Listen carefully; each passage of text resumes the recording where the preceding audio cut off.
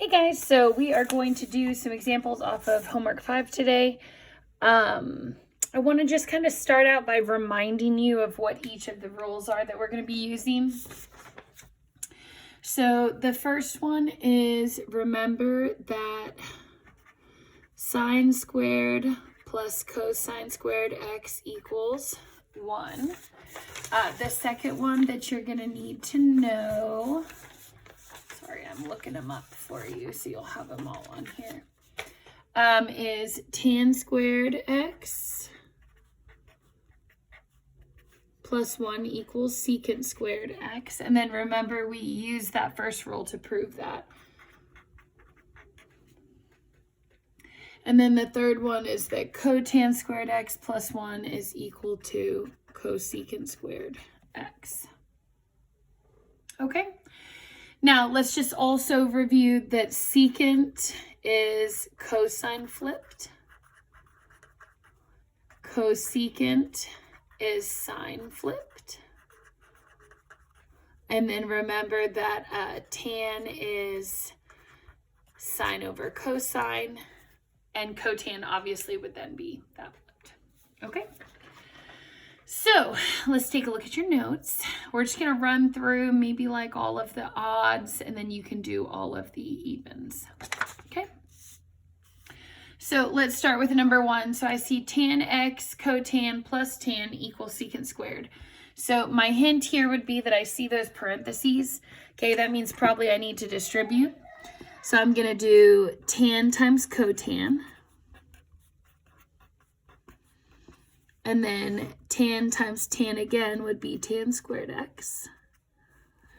And then from there, one other thing I'll add is that remember that, I forgot to write this on here, but cotan is tan flipped. Now, you can also think of that cotan is cosine over sine. It really doesn't matter how you remember it, but if tan is sine over cosine, cotan is that basically flipped. So when I come to this problem number 1, my tan is going to be a sine over cosine. My cotan is going to be a cosine over sine. So tan is sine x over cosine x. Cotan is cosine x over sine x. Still plus tan squared. And then from there, okay, what you should notice is that if I have a cosine top and bottom, those cross out, sines cross out, well then the only thing left there is a 1 plus tan squared. And that's literally your second rule. Tan squared plus 1 is the same as secant squared. Which is check.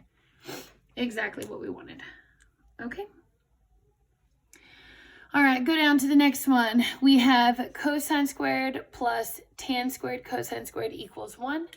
Okay, so just like up here, I distributed. Here, I'm going to do the opposite of that, which is just to take out a GCF. So I notice that both of these have a cosine squared.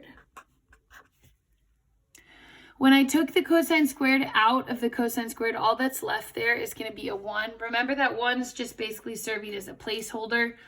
So think about that's like 1 times cosine squared. So when I pull the cosine squared out, the 1 is going to stay. Then from here, cosine squared is going to stay, but tan squared is going to be left on the inside.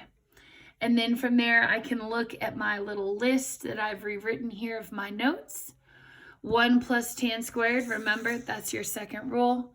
Tan squared plus 1 is the same as secant squared. So I can rewrite this second part as a secant squared x. Okay, because 1 plus tan squared is the same as secant squared. And then for my last step, I would say, oh wait, well remember, secant is just cosine flipped. So I have cosine squared x times 1 over cosine squared x. Because remember, secant is cosine flipped, and then these guys cross out. 1 is left over, which is check, exactly what we wanted. All right, let's take a look at the next one, please. so we have cotan squared, cosecant squared, minus cotan squared. First thing I notice is this GCF here. So I'm going to take my cotan squared x out. From my first guy, my cosecant squared x is left. But from my second one, it's just a 1. So that's the first thing that I'm going to do there, is I'm going to remove this GCF here. Okay, next I'm going to look at my rules. Okay, cosecant squared minus 1 is not a rule. But cotan squared is a rule. So let's try, yeah, look right here. So this one says that cosecant squared is exactly the same as cotan squared plus 1. So let's go ahead and replace this cosecant squared that's in here with a cotan squared plus 1. Okay, so we're using this rule right here. Cosecant squared, cotan squared x plus 1. So let's do that on our sheet. So cotan squared plus 1 is going to come in here. Then I still have my minus 1, and then I still have my cotan squared x on the outside. So notice that this cosecant squared was replaced with its identity. And then from there, you should notice, oh wait, well if I have a plus 1 and a minus 1, those guys can cross out. And so then all that I'm left with is the cotan squared x from the outside, and then the cotan squared x on the inside. Because remember, these 1s crossed each other out. And so then cotan squared times cotan squared gives me cotan to the 4th x. Okay, which is, check, exactly what we wanted. Alrighty. Let's take a look at the next one. So go ahead and turn the page, please. Next one we're doing is number 7. Remember that for the fractions, you want to get a common denominator. So if I have secant x over sine minus sine x over cosine x, the first thing I'm going to do is try to make those bottoms match. So this one has a sine. I need to put a sine x here and here. This one has a sine x, but it doesn't have the cosine x. So I'm going to put the cosine x here and here. Then when I look at the denominators, I see, okay, well, they both have a sine and a cosine. So I have what's called a common denominator. So I can put sine x, cosine x on the bottom of one big fraction instead of having 2 separate fractions. Then here I have a secant x, cosine x, minus sine x times sine x is sine squared x. Now, sadly, I wrote a little bit too big here, but I'm going to try to squeeze it in. So remember that secant is really cosine flipped. So I can take this secant, make it a 1 over cosine x times cosine x.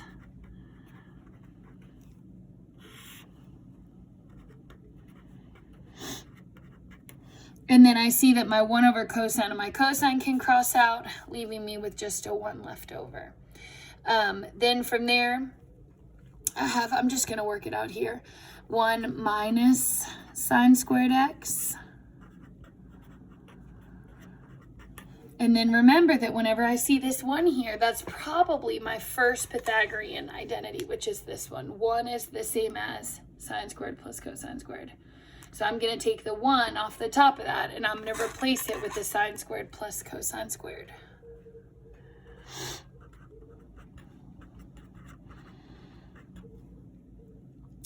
And then notice that I have a minus sine squared x all over sine x cosine x. Then from there I can say, oh, well, sine and minus sine, those cross out. Then I have cosine squared x over, so that's really cosine x twice, a sine x and a cosine x, and then I can see that these cosines are going to cross out. So one more time what happened there in case you missed a step. This 1 became a sine squared plus cosine squared. And then these two sine squareds crossed out because that one was positive and that one was subtracted. Then I took my cosine squared, I wrote it twice, and then I crossed these guys out. So my final answer is cosine over sine. And cosine over sine x is cotan x, which is check. Exactly what we were trying to get from the beginning. Okay. All right. I'm just gonna rewrite number 9 here so that I have space to work it out. So it's sine cubed x, cosine squared x,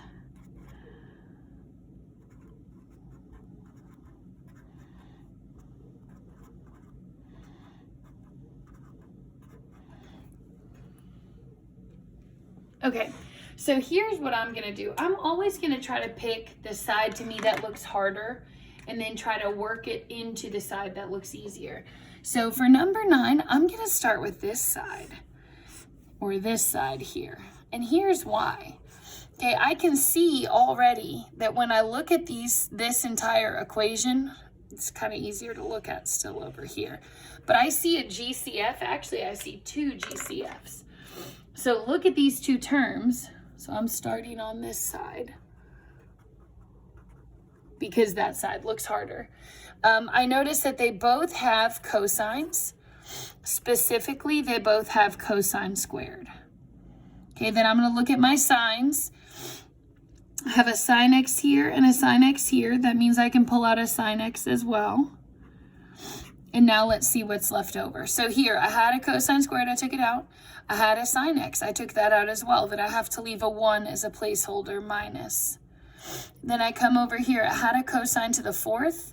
I took 2 of them out by GCF, which means that I'm gonna have a cosine squared x left over. Now remember, technically I had a sine x here, but I pulled that to the front as well.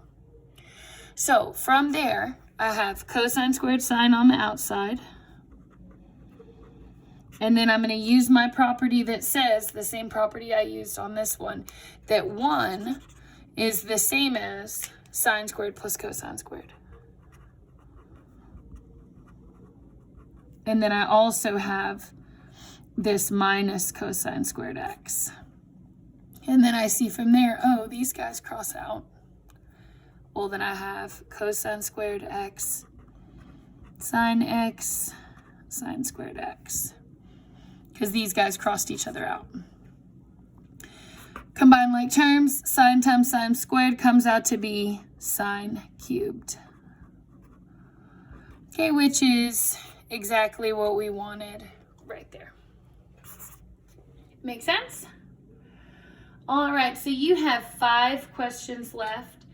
And actually, I'm going to do number 8 with you. I did almost this exact same question in the notes yesterday, but I think that the way that I explained it was maybe a little more complicated than it had to be. So I want you to think about this statement for a second. Okay, so look at your notes here. Secant is cosine flipped. That also means that secant flipped brings me back to cosine. So let me say that one more time. If I flip cosine to get secant, then if I flip secant back, I should end up back at cosine. So what that means is that if I have a 1 over secant and I flip it back, then that should be a cosine squared x. Same thing for cosecant squared here. Okay, if cosecant is sine flipped, well, then if I want to flip cosecant, that's going to put me back at regular sine squared x. And then think about, well, if I want cosine squared plus sine squared, duh, that's one of your Pythagorean identities. Okay? Now, you also could do it the way that we did it in the notes yesterday. I just thought it was maybe a little bit more confusing than just kind of using that identity, that if you're going to flip cosine to get secant, you can always just flip secant back to turn it back into cosine. Okay, so you guys are going to have a quizzes tomorrow over this. Remember that just kind of during this season, just do your best. I'm going to try and make the quizzes not super hard, but I would just make sure that you have your notes out when you start it. Okay, good job.